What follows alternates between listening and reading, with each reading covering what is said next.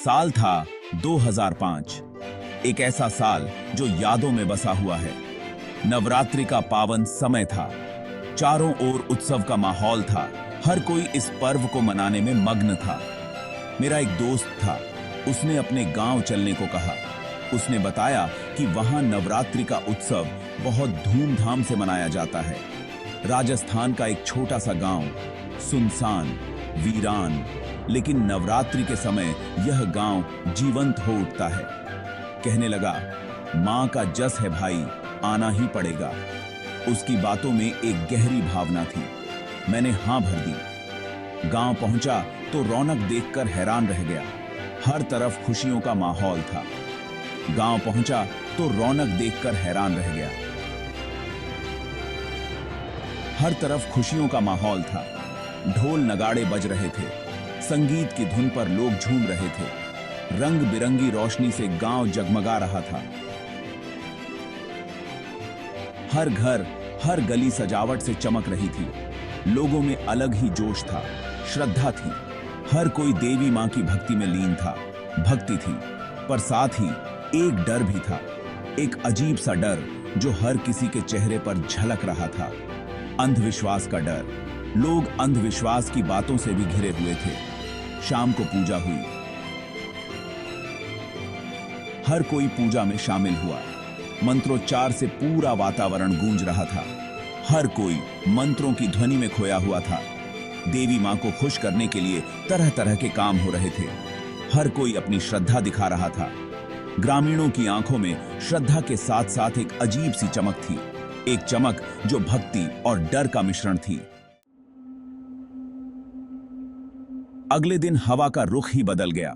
ऐसा लगा जैसे प्रकृति भी कुछ अनहोनी का संकेत दे रही हो। गांव में एक अजीब सी खामोशी छा गई। हर कोई अपने घरों में दुबका हुआ था, जैसे किसी अनजाने डर ने सबको जकड़ लिया हो। मैंने देखा, लोग फुसफुसाकर बातें कर रहे थे। उनकी आंखों में चिंता और भय साफ झलक रहा था।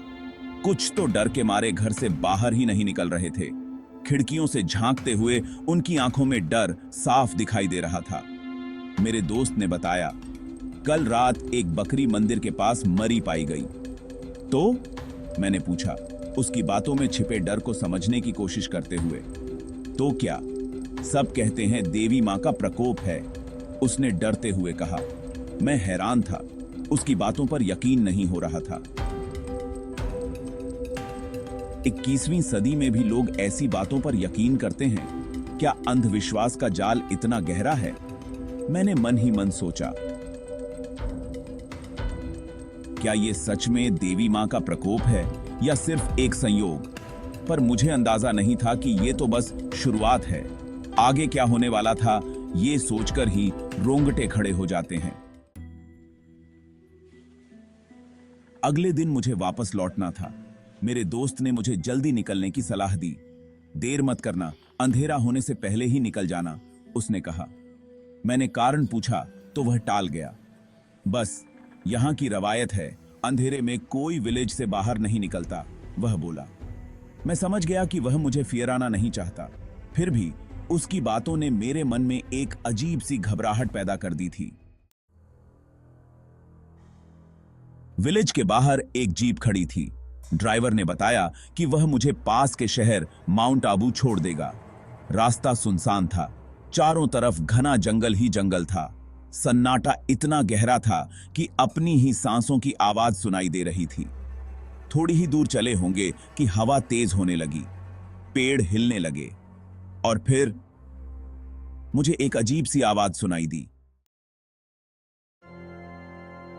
ओह! एक दर्द भरी चीख थी, जैसे कोई तड़प रहा हो। मैंने ड्राइवर की तरफ देखा। उसका चेहरा पीला पड़ चुका था। ये क्या था? मैंने पूछा। चुप रहो साहब, कुछ मत बोलो, वह कांपते होंठों से बोला। मैं कुछ समझ पाता उससे पहले ही कार की हेडलाइट में कुछ दिखाई दिया। एक साया, सफेद साड़ी में लिपटा हुआ एक साया हमारी कार के ठीक सामने खड़ा था।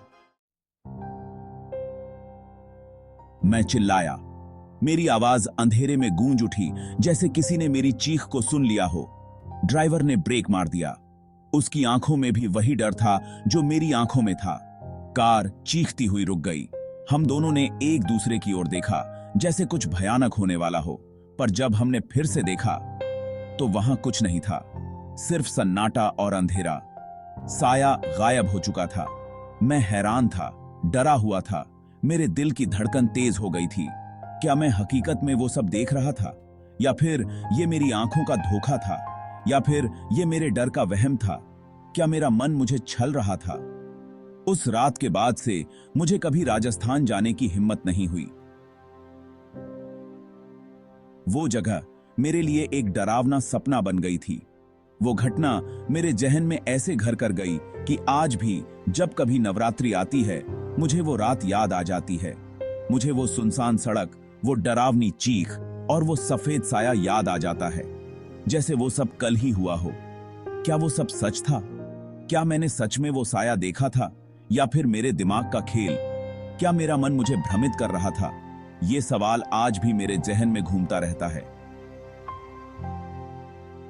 हर बार जब मैं उस रात के बारे में सोचता हूं, मेरे मन में वही सवाल उठते हैं। ये सवाल आज भी मेरे जहन में घूमता रहता है।